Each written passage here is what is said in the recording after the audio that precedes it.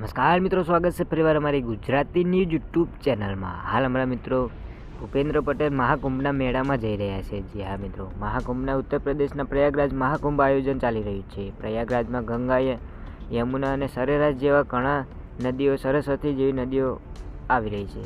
ભક્તો સમાજ પવિત્ર ડૂબકી મારવા લાગી રહ્યા છે। જી હા મિત્રો, તાજેતરમાં ભારત વડાપ્રધાન નરેન્દ્ર મોદી પણ મહાકુંભના સ્નાન કર્યું હતું। જી હા મિત્રો, ત્યારબાદ હવે ભૂપેન્દ્ર પટેલ પણ ત્યાં જઈ રહ્યા છે અને ત્યાં જઈને ડૂબકી મારીને સ્નાન કરશે। મિત્રો, જાહેર થયેલી માહિતી અનુસાર ગુજરાતમાં મુખ્યમંત્રી ભૂપેન્દ્ર પટેલ આજે 7 ફેબ્રુઆરીના રોજ પ્રયાગરાજ મહાકુંભ મેળામાં પહોંચે છે।